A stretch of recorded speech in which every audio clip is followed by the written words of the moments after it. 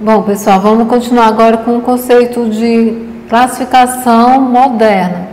Teve o conceito dos séculos passados com o cientista Linneu, mas também a gente tem uma nova classificação que vai a cada dia descobrindo novas espécies, novas pesquisas científicas que não param, né? Os cientistas estão sempre em busca de novos conhecimentos e novas evolução. Aí aqui fala o quê? Na apostila de vocês, o sistema de classificação biológica passou por grandes transformações em consequência das ideias evolucionistas. Os evolucionistas principais, que foi quem? O Darwin e o Wallace. Aí o que é que diz aqui?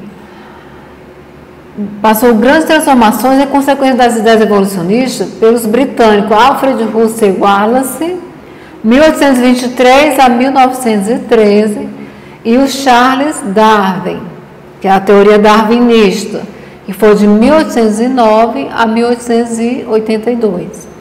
Que ele teve lá no seu livro, né, A Origem das Espécies, uma classificação moderna. Por que moderna se ele é de 1800, professor? 1809 e 1882? Porque não se resumiu ao Darwin. Os cientistas continuaram, ainda continuam, quem defende a teoria evolucionista, com o neodarwinismo, que lá houve uma nova forma de classificação biológica.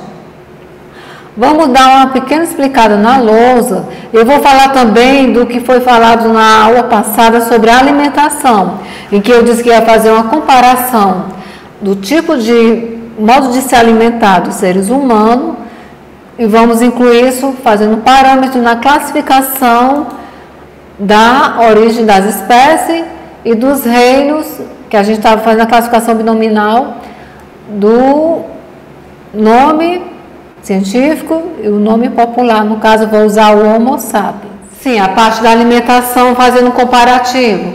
A forma de uma alimentação saudável. No caso dos seres humanos que a gente está tratando nessa aula sobre os Homo sapiens.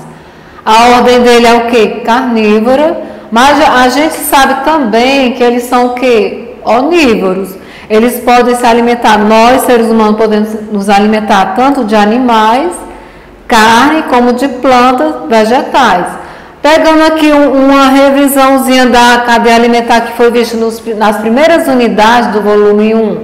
Na cadeia alimentar tem a classificação de que maneira? Começando pelos que apareceram primeiro, os produtores, no caso vegetais, plantas, e os consumidores, que temos o quê? Consumidor primário, consumidor secundário, terciário, e aí vai seguindo adiante.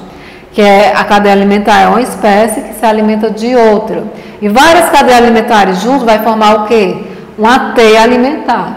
No caso aqui dos seres humanos, animais classificados como carnívoro e onívoro, eles na cadeia alimentar eles são considerados o quê? Consumidores de segunda ordem. Por quê? Porque ele vai na sequência lógica de alimentação deles. Primeiro, os que? O consumidor ou produtor? Primeiro são os produtores. Desses produtores, como o exemplo aqui que eu dei, de plantas vegetais, o capim, ele vai se alimentar do consumidor primário? Não. O consumidor primário, no caso aqui do exemplo, a vaca, que é um animal, ele é que vai se alimentar de capim. Por quê? Porque a vaca, na classificação de alimento, ele é um herbívoro, ele se alimenta de plantas. Então, a sequência na linha, assim, sequência lógica, a linha reta, a seta é para cá, mas na questão de ver a classificação de alimentação, segue a sequência inversa, para cá assim. Então, consumidor primário vai ser quem? A vaca, porque ele se alimenta de vegetal, no caso o capim, animais herbívoros. Se alimenta do capim, consumidor primário. Depois, seguindo a sequência da ordem da cadeia alimentar, consumidor secundário seria quem? Eu dei o exemplo da ordem carnívora e onívora, seres humanos, Homo sapiens. Os Homo sapiens se alimentam de carne também. Os Homo sapiens se alimentam, seres humanos, se alimentam de capim, capim não, mas produtor também. Exemplo de alimento produtores para seres humanos, milho, feijão, arroz. São plantas classificadas como produtores que fazem fotossíntese e os animais, como nós seres humanos, se alimentam também. Então, seguindo a ordem aqui: capim, vaca, homo sapiens, fungos e bactérias. Consumidor primário, primeira ordem, vai se alimentar de capim, no caso a vaca, poderia ser o boi, poderia ser um outro animal, herbívoro, lógico. Depois, quem se alimenta desse animal aqui? Os carnívoros e os onívoros. Carnívoros se alimentam de vaca, por exemplo, a carne do boi, a carne da vaca, os seres humanos, homo sapiens. Vai consumir quem? Os consumidores primários. Vai seguir na sequência até chegar aqui. Decompositores, fungos e bactérias. Em que momento vai haver a decomposição aqui? Quando a espécie humana, o ciclo de vida, né? Nasce, cresce, reproduzem, se alimentam. No caso aqui da cadeia alimentar, a consequência é, até chegar à fase final da vida, morrem. Quando tem a parte da morte animal, morte do ser vivo, vai acontecer o quê? A decomposição da matéria orgânica. Que matéria orgânica são essas? São aquelas que também já foi falado de como é constituído biologicamente, bioquimicamente o ser vivo, que é o quê? Aquela parte química que eu falei, carboidrato, hidrogênio, fósforo, enxofre, tudo isso, e o oxigênio, que é o principal, está incluído aqui também nos decompositores quando se acaba a vida, no final da cadeia alimentar. Quem vai nutrir esse solo, que é a decomposição através do solo? Fungos e bactérias. Para continuar a cadeia alimentar, o que vai acontecer? Esses fungos e bactérias, através da decomposição da matéria orgânica, ele vai o quê? Se decompor e originar o quê? Tipo um adubo. Esse adubo, ele vai servir como fertilizante para dar origem a quem? Uma nova espécie de produtores. Pode ser o quê? Um capim, uma bananeira, algum alimento com fruto, entendeu? E nisso segue a cadeia, que é um círculo, a cadeia, a sequência lógica de cadeia alimentar com várias T alimentar. E nesse exemplo aqui que eu falei, para especificar o tipo de alimento, se é um animal autótrofo ou heterótrofo, no caso dos seres humanos, animais heterótrofos, eles vão em busca do alimento, eles não fabricam o seu alimento. Já no caso dos produtores, que são plantas, são vegetais, seres autótrofos, fabricam o seu próprio alimento e além de fabricar seu alimento, eles também dão alimentos para as outras espécies. Por isso que eles são considerados produtores. Entendido? Continuando aqui na parte da nossa aula de hoje, unidade 1, a biodiversidade. Na parte de classificação, a evolução e a classificação biológica. Temos o quê? Uma classificação moderna, como já foi falado, através de que cientistas? O Wallace e o Darwin.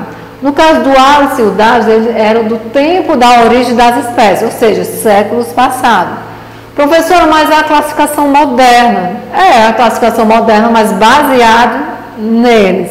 Baseado no Linneu, baseado no Wallace e Darwin. É tanto que temos o quê? O neodarwinismo. O neodarwinismo é uma classificação também em que é estudado o quê? A consequência do que ocorreu desde a evolução das espécies. No caso aqui é considerado classificação biológica moderna. Neodarwinismo vai até agora os tempos atuais, os tempos de hoje. Continuamos, nós da ciência, acreditando no quê? Na teoria da origem das espécies. Aquela questão, eu acredito no criacionismo, eu acredito no evolucionismo, mas para a ciência continuamos acreditando na evolução, porque os seres continuam em constante evolução no decorrer das espécies. Vamos agora continuar vendo a apostila de vocês, porque além dessa classificação tem uma última para finalizar. Eu vou comentar com vocês na apostila. Sim, a outra forma de classificar, finalizando, classificação e parentesco evolutivo. O que seria isso, professor? O parentesco evolutivo é aquela espécie que é semelhante a outra espécie. Não significa dizer que é a mesma espécie. Um exemplo, já que a gente está se tratando dos seres humanos, é o macaco e o ser humano. Há controvérsia em dizer que ser humano não veio de macaco e nem macaco veio de ser humano. De fato, isso não é verdade. Isso não sei de onde foi nem tirado. Porque são apenas o quê? Parentes, considerados parentesco evolutivo. O nome parentes não quer dizer que é uma linguagem popular para os alunos, para as pessoas entenderem. O homem é primo, entre aspas, do macaco. Não é que ele seja primo porque houve o cruzamento da espécie humana com o macaco. Não, não tem nada a ver com isso. Acho que é devido a isso que causa tanto confusão. Quando fala parentesco evolutivo, é seguindo uma sequência. Ou seja, após a evolução de certos animais, houve a origem, o aparecimento de outros animais mais evoluídos. Exemplo aqui da atividade 4 da apostila de vocês. Na atividade 4, ele vai mostrar um quadro e ele dá exemplo não de animais, mas de plantas. Ele vai falar desse jeito na página 18. Classificação e parentesco evolutivo. O quadro a seguir mostra o nome popular e o nome científico e ainda dá a família de 6 espécies de plantas. Quais são essas 6 espécies de planta? O feijão comum, o feijão verde, feijão de corda, o trigo, o arroz e o pau-brasil, que é uma árvore, não é isso? Com base nas informações presentes no quadro, responda as questões utilizando o nome popular. Ele ainda, essa questão aqui, quem elaborou a questão, ele ainda facilitou, porque ao invés de vocês analisar o nome científico, vocês vão pegar o nome popular e, se quiser, o nome da família, porque a família nem mudar, não muda. Ó, o nome popular, por exemplo, do feijão comum, nome científico, Phaceolus vulgaris, da família Fabaceae. Já o trigo, nome popular trigo, né? Nome científico, Tritico aestivum, que é da família da Poaceae. Aí ele quer que faça o quê? Você vai pegar na primeira questão e dizer qual é a planta mais parecida com o feijão comum e por quê. Vocês acham que é o feijão comum aqui, ó? Qual seria a planta? Seria o feijão verde? O feijão verde é parecido com o feijão comum, que é o feijão que a gente tem costume, feijão de corda, que a gente tem costume de se alimentar. Seria, ó, tem 3, feijão de corda, feijão verde, feijão comum. O que está mais aproximado do feijão comum? Se tivesse aqui também o classificação, feijão mulatinho. Qual desses, feijão verde, feijão de corda, feijão mulatinho, seria mais parecido ao feijão comum? Aí vocês vão classificar. Bem na prática, dá para vocês também analisar e vão marcar e escrever. Tanto marque no quadro a seguir, como vocês vão explicar e dizer o porquê. Na segunda questão vai dizer o quê? Qual é a planta mais semelhante ao feijão verde? É o arroz ou é o pau-brasil? Como você chegou a essa conclusão? Para quem conhece o pau-brasil, né, que é uma árvore de grande porte, ela é parecida com o feijão de corda? Não, né? O que chegaria mais parecido, mais parentesco evolutivo, seria o quê? O arroz, que tem o nome científico de Oryza sativa, da família Poaceae. Mas, professora, o pau-brasil é a família Fabaceae. Já o feijão comum também é a família Fabaceae. Não é a mesma família? É a mesma família, mas analisando e vendo eles assim, qual é o parentesco evolutivo? Não é o parentesco da mesma família, é o parentesco evolutivo, Quem é que veio depois, quem é que veio antes, entendeu? No caso aqui, a comparação poderia ser feita em quem? Feijão comum e o arroz. Mesmo o feijão sendo da família Fabaceae e o pau-brasil sendo da família Fabaceae, mas não me interessa classificar aqui o parentesco entre família. Não é esse tipo de primos ancestrais e primos comuns, não é esse tipo aí de família. É o tipo que? Da evolução. Quem apareceu primeiro na sequência da espécie entre os dois. Terceira questão. Por que é possível afirmar que o arroz é mais semelhante em relação ao trigo do que ao feijão comum? Aí você vai lá para a tabela de novo, ó. Na tabela ele mostra o quê? Que o arroz, família Poaceae. Já qual foi o outro que ele colocou aqui na questão, ó?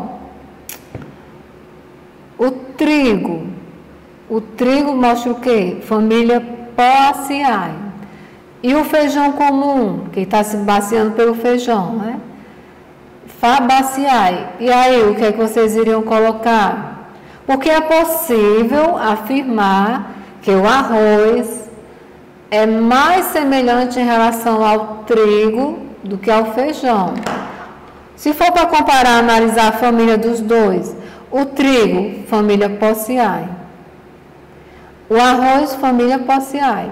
Já o feijão, Fabaceae. Se for analisar pelo tipo de família, a possibilidade de haver uma semelhança mais ainda seria tanto a ordem evolutiva, parentesco evolutivo, como a parte da família, a classificação da família. Os dois têm a mesma família. O trigo e o arroz pertencem à mesma família. Mas a gente vendo assim um trigo, uma plantação de trigo, uma plantação de arroz, os dois são parecidos, comparando um com o outro? Não, não é para quem já viu uma plantação de trigo e para quem já viu uma plantação de arroz, uma planta lá não está uma parecida com a outra muito não. Mas como elas pertencem à mesma família na espécie, elas podem sim ser consideradas algo a mais, uma semelhança a mais em relação, comparando ao feijão. Entendeu? Aí vocês, com as palavras de vocês, tentem escrever analisando a tabela. Quarta questão. Na quarta questão diz assim: por que se pode dizer que o feijão comum é evolutivamente mais próximo do feijão verde do que o feijão de corda? Volta lá para o gráfico, a tabela de novo. Ó. Nessa tabela, o feijão comum, família Fabaceae. Já o feijão verde, Fabaceae também. E o feijão de corda, Fabaceae. Os três é da mesma família. Mas aí ele quer saber o porquê se pode dizer que o feijão comum evolutivamente, parece evolutivo, ele está mais próximo do feijão verde. O que podemos analisar aqui? O feijão verde, o que muda aqui se for olhar comparando um com o outro? Um é da cor verde, feijão comum, uma cor mais amarronzada, né? Um da mesma família do que o outro. O tipo de feijão, analisando tudo dele, está mais parecido o feijão comum com o feijão verde, por quê? Ó, o nome científico deles, feijão comum, Phaceolus vulgaris. Feijão comum, esse é o nome científico. O nome científico do feijão verde, Phaceolus lunatus. O gênero é o mesmo, Phaceolus, tanto para o feijão comum como para o feijão verde. Mas a espécie, o epíteto específico que foi explicado, ó, enquanto o do comum, feijão comum, é vulgaris, o do feijão verde é lunatus. Já o feijão de corda não tem nada a ver. O nome científico do feijão de corda é Vigna unguniculata. Vigna unguniculata, feijão de corda. Já comparando, que a questão diz, ó, quarta questão, de novo, voltando. Porque se pode dizer que o feijão comum, evolutivamente, é mais próximo do feijão verde do que o feijão de corda. Por quê? Porque mesmo que o nome científico não sejam iguais, resumidamente falando, mas a família é igual, o parentesco, a ordem de quem apareceu primeiro, parentesco evolutivo, a sequência de evolução, primeiro foi o quem? Feijão comum, logo após feijão de corda. Feijão verde, mesmo sendo nome, mesma família, mesmo nome de gênero no nome científico, ele não seria considerado, entendeu? Então, vocês vão tentar analisar de novo o gráfico e resumir e responder com as suas palavras. Para finalizar, a gente tem um desafio. Nessa questão desafio, ele vai dar o exemplo de que, em vez de ser de plantas, agora são de animais. Ele dá exemplo de araras, papagaios e periquitos e coloca o nome científico embaixo.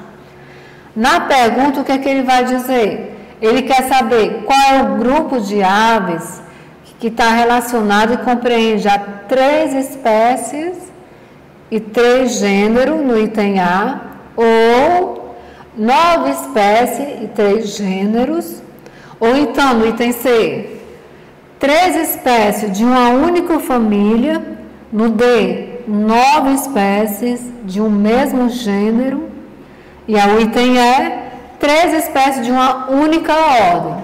Para você responder essa questão, vocês têm que ter o que? A noção de nomenclatura binomial e o que? Classificação das biodiversidades. No desafio, aqui analisando esse quadro, é um quadro enorme que tem vários animais. Ó. No item B da questão, ele está dizendo o quê? 9 espécies e 3 gêneros. Essa, falando logo aqui, seria a resposta correta. Mas olhando aqui no gráfico, o que podemos ver nessa tabela? O gráfico está em formato de tabela. Nessa tabela, contando aqui quantas espécies nós temos. Eu iria contar todas as araras que deu aqui, ou eu iria pegar só a parte das araras, a parte dos papagaios e a parte dos periquitos. Podemos contar aqui, ó. Na arara tem quantos? 1, 2, 3, 4, 5, 6. 6 espécies diferentes de quê? De arara. Quais são elas, professora? Aqui na tabela mostra, ó.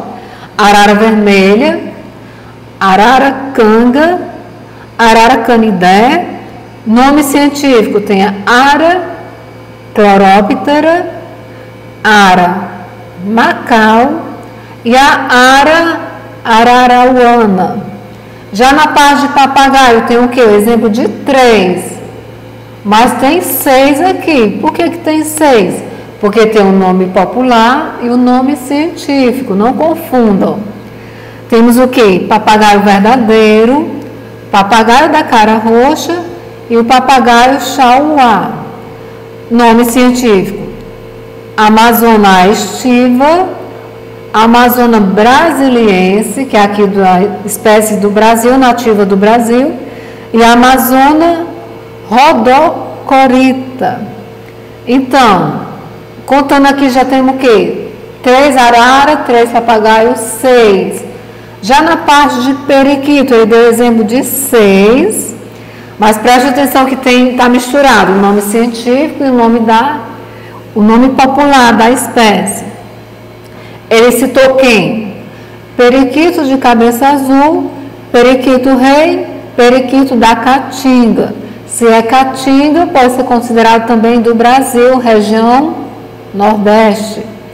Então, nome científico: Aratinga acuticaudata, Aratinga áurea e a Aratinga cactorum. Cactorum porque vem de cactus.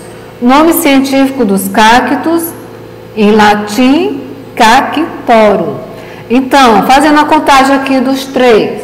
Temos 3, 6, 9 espécies. Para ser o item B, tem que estar certo o quê? O item B diz 9 espécies e 3 gêneros. Porque no D, no item D, também fala 9 espécies, mas fala de um mesmo gênero. Esses 3 aqui, ó, na tabela, é considerado o mesmo gênero? Não. Ele é considerado de 9 espécies, correto? Sim, gente. Então, o grupo de aves relacionadas compreende. Item B diz 9 espécies e 3 gêneros. Mas é 3 gêneros mesmo? Vamos conferir. Porque no item D ele fala também 9 espécies. Só que ele completa dizendo o quê? Que é de um mesmo gênero. E não é de um mesmo gênero. Por que que não é? Ó, temos o quê? Arara, papagaio, periquito. Tudo são aves? São. Só que na classificação de gênero, quais são os gêneros de cada um deles? Ó, enquanto arara é gênero Aracloróptera, por exemplo, ara. Papagaio seria de qual gênero? Amazona, do exemplo que deu aqui, Amazona a estiva, eu só quero o gênero, gênero Amazona. E periquito, o gênero é o qual? Aratinga. Tem vários, um deles é Aratinga cactório, que eu falei até dos cactos. Resposta certa, item B, 9 espécies, a gente contou de cada um, ó. Tem 3 espécies de arara, 3 de papagaio, 3 de periquito, que dá um total de 9. E temos 3 gêneros diferentes. Mesmo no item ele não colocou diferente, mas subentende que são 3 gerações, 3 gêneros diferentes. Um é qual? Repetindo, ara, gênero Amazona, gênero Aratinga. Resposta certa da questão, item B. Para finalizar, vamos continuar falando sobre uma questão que caiu no Enem 2020. Nessa questão também vai falar sobre biodiversidade. Então, eu vou ler o texto para vocês da questão 95 do Enem 2020. Vamos analisar esse texto e vamos ver, através dos itens ABCDE, qual seria o gabarito, qual seria a opção correta que vocês, para quem fez o Enem, era para ter marcado. Bora lá na lousa. Sim, uma questão do Enem referente ao assunto que a gente viu na aula de hoje, a biodiversidade. Nessa questão do Enem, ele falava sobre o quê? Ele perguntava uma medida que ia auxiliar na conservação da biodiversidade nas ilhas mencionadas no texto. Aí você iria dizer, através da compreensão, qual seria o item correto. No caso, gabarito, o item C, construção de corredores ecológicos. Bora analisar esse texto primeiro. Ó. Questão 95, prova azul, item C. Falava o que no texto? A fragmentação dos habitats é caracterizada pela formação de ilhas da paisagem original, circundada por áreas transformadas. Esse tipo de interferência no ambiente ameaça a biodiversidade. Imagine que uma população de onça foi isolada em uma mata pequena. Ela se extinguiria mesmo sem terem sido abatidas. Diversos componentes da ilha de habitat, como o tamanho, a heterogeneidade, o seu entorno e a sua conectividade e o efeito de borda são determinantes para a persistência ou não das espécies originais. Aí ele dava esse texto e perguntava, porque só queria uma medida que auxilia na conservação da biodiversidade nas ilhas mencionadas no texto compreende no item A, ele dizia formação de microhabitats. Será que eu construindo várias habitações, várias localidades para essas espécies e habitar nelas, iria evitar a extinção? Porque aqui no texto fala em extinguir, né? Evitaria essa extinção e conservaria a biodiversidade local? Não. Item B, ampliação do efeito de borda. Será que eu ampliando o local do habitat do ser vivo e dando mais condição, ele ia ser uma medida que ia auxiliar na conservação da biodiversidade? Não. Não, por quê? Porque essa ampliação do efeito de borda vai ampliar somente o quê? O nome já está dizendo. As bordas daquele local. É como se fosse as fronteiras daquele local. Mas lá dentro do habitat dele. Será que havia normas de prevenção contra a extinção de determinada espécie? Não. Na letra C ele deu exemplo e a resposta correta da construção de corredores ecológicos. Eu vou explicar já no final. No item D, promoção da sucessão ecológica. Também não. Por que não? O que seria a sucessão ecológica? Foi até um tema que foi falado em aulas anteriores. Sucessão ecológica é quando, por exemplo, nós temos o exemplo que foi dado, a larva de um vulcão. Larva de vulcão. Se essa larva ela tem contato com o solo e com o tempo ela vai se resfriando, a tendência é aquela espécie que estava ali embaixo do solo sobreviver ou morrer.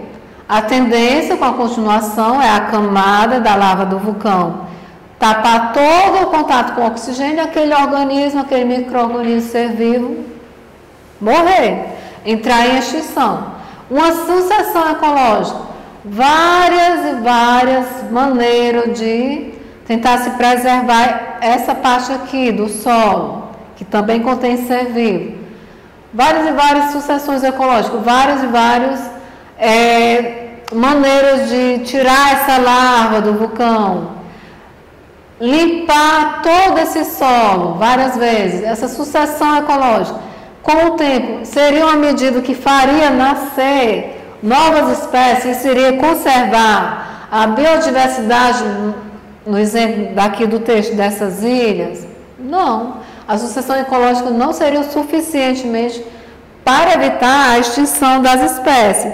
No item A, introdução de novas espécies de animais e vegetais, aí aqui não, totalmente errado.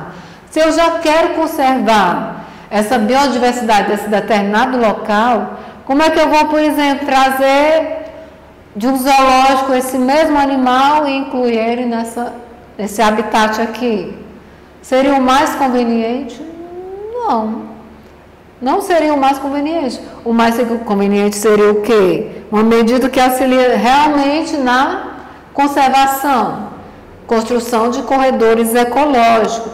O que é esses corredores ecológicos? Corredor, sabemos que é o quê? Por exemplo, o corredor tem várias espécies de animais aqui e uma delas corre o risco de quê? De entrar em extinção. Esse corredor ecológico ele vai ser o quê?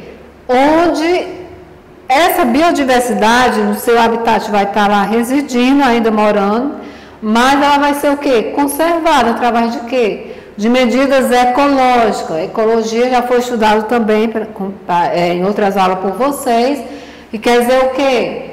Ecologia. A casa, o estudo da casa, o estudo do habitat, o estudo do ambiente dessa espécie. No caso aqui do texto que falamos sobre o quê? Espécies habitantes que habitavam em uma ilha. Então, faz um corredor ecológico nessa ilha, a ilha já vai estar lá isolada por se tratar de uma ilha, tem risco de extinção de determinadas espécies de animais, mas como há um corredor ecológico que nesse corredor vai ter vários cientistas, vários manejos, várias pesquisas, para facilitar essa conservação, seria a medida mais correta e mais adequada e resposta certa dessa questão do Enem. Então, uma medida que auxilia na conservação da biodiversidade nas ilhas mencionadas no texto seria o quê?